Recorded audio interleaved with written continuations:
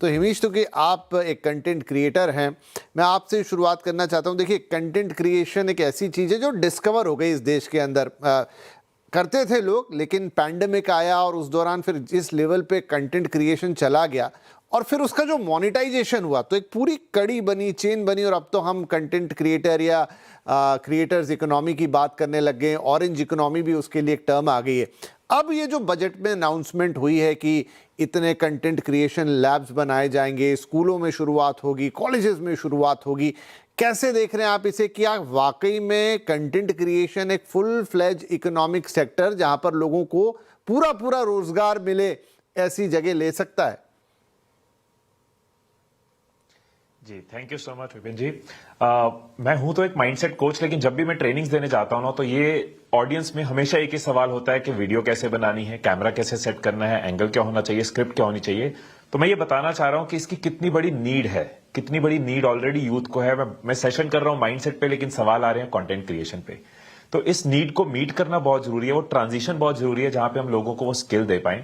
और अगर हम बात करें कि इसके पीछे स्कोप कितना बड़ा हो सकता है, मोनेटाइजेशन कैसे हो सकती है, क्या एक्चुअल में ग्राउंड रियलिटी क्या है, तो क्रिएशन सीखने के बाद कंटेंट क्रिएटर कई कई तरीके से कमा सकता है। पर क्योंकि हर किसी को कंटेंट बनाना है, हर कंपनी को बनाना है, प्रोफेशनल को बनाना है, डॉक्टर्स को भी कंटेंट बनाना है, तो उनको सपोर्ट टीम में चाहिए। तो अगर कोई इसको एज अ स्किल सीखता है, तो उसके पास सिर्फ रोजगार का जो मौका है वो सिर्फ कंटेंट क्रिएट करके नहीं है, बल्कि दूसरे जो क्रिएट कर रहे हैं उनको सपोर्ट करके भी है। तो एक बहुत बड़ा फील्ड है, क्योंकि हर कोई कंटेंट क्रिएट करना चाह रहा है। किसी को भी अगर बिजनेस में आगे बढ़ना है, प्रोफेशन में आगे बढ़ना है, उसको भी कंटेंट क्रिएट करना है। तो एक इकोनॉमी, एक पैरेलल इकोनॉमी बनी हुई है, क्रिएटर इकोनॉमी। उसके अंदर अगर लोग सीखना ही चाह रहे हैं, करना ही चाह रहे हैं, तो क्यों ना उसको ऑर्गेनाइज तरीके से किया जाए। इसलिए ये मूव मुझे बहुत अप्रिशिएटिव लगती है कि सरकार ने इसके बारे में सोचा। ये ट्रांजिशन जरूरी है कि हम डिग्री इकोनॉमी से स्किल इकोनॉमी की तरफ जाएं। ये बहुत अच्छी बात, और एक अच्छी बात की तरफ आपने ध्यान मोड़ा कि जरूरी नहीं कि हर कोई व्यक्ति कंटेंट क्रिएटर बन जाए या खुद का कंटेंट ही बनाए। वो ऐसे तमाम लोग, क्योंकि अब तो हर प्रोफेशनल्स या तमाम कंपनीज, इंडस्ट्रीज, सब जगह वो कंटेंट बनना ही एक आम ट्रेंड हो गया है। तो उसे बनाने के लिए एक टीम भी तो चाहिए, उसे बनाने के लिए स्पेशलाइज लोग भी तो चाहिए, राइट? ज्योति मैम, तो बात ये कही जा रही है कि जो institute of creative technology Mumbai, जिसकी स्थापना अभी हुई है, ज़्यादा वक्त नहीं बीता, उसके ज़रिए देश के 15,000 सेकेंडरी स्कूल्स, 500 कॉलेजेस में बाकायदा इसके कोर्सेज शुरू किए जाएंगे। अब हिमेश ने एक आइडिया तो हमें दिया। क्या आपको लगता है कि बिल्कुल स्कूल लेवल पे, हालांकि हायर स्कूल की बात कर रहे हैं, 16 साल के बच्चों से वो शुरुआत करने की बात कर रहे हैं, एंड देन कॉलेजेस भी, वहां पर इसको एक फुल टाइम कोर्स बना के, या मे बी अब इसका फॉर्मेट क्या आएगा वो तो देखने वाली बात होगी, हम अब बच्चों को या शुरू से नौजवानों में कंटेंट के प्रति अवेयरनेस तो लेकर आएंगे ही आएंगे, उनके लिए एक मौका भी बना देंगे कि भाई, जैसा इन्होंने कहा कि कई टीम्स की जरूरत होगी, सपोर्ट स्टाफ की जरूरत होगी, और वो अपने आप में एक हम रोजगार का नया सेक्टर के तौर पे देख सकते हैं। बिल्कुल, आजकल इन्फॉर्मेशन एक्सपोज़र, मीडिया एक्सपोज़र, ये सब स्कूल्स में ऑलरेडी आ गया है। जब हम स्किल्स की बात करते हैं, तो हम छठी से बच्चों को इसकी तरफ पुश करना शुरू कर देते हैं। अभी कौशल बोध करके भी किताबें एनसीईआरटी ने निकाली हैं, जिसमें वेरियस प्रोजेक्ट्स को लेकर जो बच्चों को ट्रेन करना है, उसकी तरफ खिंचाव हो रहा है। और 6th, 7th, 8th में ही बच्चे जब मिडल स्कूल में होते हैं, तभी से बच्चों को थोड़ा-सा स्किल्स की तरफ पुश किया जा रहा है। और 9th, 10th में, 11th, 12th में जब बच्चे कंटेंट क्रिएशन सीखेंगे, तो वो सीधा स्किल्स की तरफ जा सकते हैं। हर बच्चे को एक ग्रेजुएशन, पोस्ट ग्रेजुएशन की डिग्री करने की ज़रूरत नहीं है। हर बच्चे को आईआईटी की तरफ, मेडिकल की तरफ जाने की ज़रूरत नहीं है।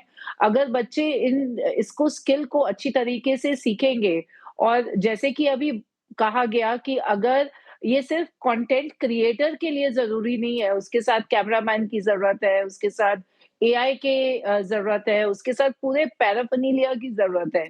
तो सभी लोग जब साथ में आएँगे, तो एक बहुत बढ़िया बच्चों के लिए भी विकल्प हो जाएगा।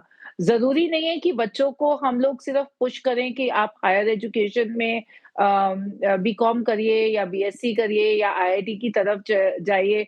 तो ये एक बहुत बड़ा मूव है सरकार की तरफ से। अभी पीछे हाल ही में सरकार ने, मिनिस्ट्री ऑफ एजुकेशन ने हैकाथॉन भी किया था, जिसमें बच्चों को ये कहा गया कि आप रियल लाइफ प्रॉब्लम के सॉल्यूशंस बताइए और आप एआई के प्रोजेक्ट्स लेके आइए, आप रोबोटिक्स के प्रोजेक्ट्स लेके आइए। इसी तरीके से अगर हम कंटेंट को भी पुश करेंगे और बच्चों को बोलेंगे कि वो ओरिजिनल कंटेंट बनाएँ और उसको पोस्ट करें लोगों के बेनिफिट के लिए और इकोनॉमी के लिए भी, तो ये एक बहुत अच्छा मूव है। जब हम बात करते हैं कंटेंट क्रिएशन की, तो यूजुअली मैंने कई सारी पोस्ट देखी सोशल मीडिया पे, और थोड़ा मतलब लोगों ने उसको हल्के में या मजाकिया अंदाज में सब पोस्ट किया कि जो एफएम मैडम ने अनाउंस किया अब तो फिर घर घर में रील बनेगी, हर बच्चा वो बहुत मतलब रील बनाना मतलब कंटेंट क्रिएशन समझ लेते। लेकिन मैं आपसे जब मैं समझना चाहूँगा कि जब हम कंटेंट क्रिएशन की बात कहते हैं उसके मायने क्या है? अपार्ट फ्रॉम रील उसका एक शॉर्ट फॉर्मेट है, दैट इज ट्रू, जो बहुत पॉपुलर है, लेकिन जब आप कहते हैं कि मैं कंटेंट क्रिएटर हूँ तो उसके क्या मायने होते हैं? किस से मुझे बात पूछना कर है? रहे हैं सर? हाँ जी, ये हिमीश से सवाल था। जी जी जी। बहुत इंपॉर्टेंट पॉइंट विपिन जी आपने बोला है कि कंटेंट का मतलब सिर्फ लोगों के माइंड में जब मजाक उड़ाते हैं तो उनको लगता है वही एक दो रील्स के बस कोई लिपसिंग कर रहा है या कोई गाने के ऊपर परफॉर्म कर रहा है तो वही एक रील है, वही एक टैलेंट दिखाने का तरीका है। बल्कि कंटेंट बहुत डीप चीज है। और जैसे मैम ने अभी बोला कि अगर स्कूल के स्टूडेंट्स दूसरों के फायदे के लिए बनाए, मैं तो ये कहता हूं कि अगर आपने कुछ पढ़ा, आप एक स्टूडेंट का इंटरेस्ट है से जियो पॉलिटिक्स में, वो उसके बारे में पढ़ रहा है, वो अपना एक्सप्रेशन उस पर दे सकता है। किसी को मैथ्स अच्छा लगता है, वो सिखाते हुए मैथ्स सीख सकता है। और कंटेंट सिर्फ वीडियो फॉर्म नहीं है, कुछ लिखना भी कंटेंट है। कंटेंट तो एक क्रिएटिविटी का एक्सप्रेशन है। अगर मैंने कुछ लिखा है, उसको मैंने शूट किया है, मैं खुद वीडियो में नहीं आया, मैंने अपनी आवाज दी है, वो एक शायरी हो सकती है, वो पोएम हो सकती है, वो देश के लिए कोई इंपॉर्टेंट मैसेज हो सकता है, तो वो भी कंटेंट है। तो जनरली लोग जो कुछ नहीं कर सकते वो एक ही चीज कर सकते हैं कि उसका मजाक बना दो। तो वो एक इंटेंशन आ जाती है कि क्रिएटर्स को इस तरह से डिफेम कर दिया जाए। बट अगर देखा जाए तो जो इम्पैक्ट, जो अवेयरनेस कंटेंट क्रिएट कर सकता है, जो उसकी पावर है, जो वो डेमोक्रेटाइज कर दिया है उसने इंफॉर्मेशन को, वो बहुत स्ट्रांग है। और स्कूल स्टूडेंट्स की अगर मैं बात करूं तो वहां पे आप देखो कॉन्फिडेंस बिल्डिंग होती है, उनकी ग्रूमिंग होती है, वो फेस करना जानते हैं कैमरा। कितना बड़ा एक देश का प्रॉब्लम है कि स्टूडेंट्स कॉन्फिडेंट नहीं है। अगर इस तरह के कंटेंट क्रिएशन लैब्स होंगी, वो फ्यूचर में चाहे कोई भी फील्ड में जाए, बट उनका जो कॉन्फिडेंस है, उनका जो एक्सप्रेशन है, उनकी जो क्रिएटिविटी, आर्टिकुलेशन है, ये जिंदगी भर काम आएगी।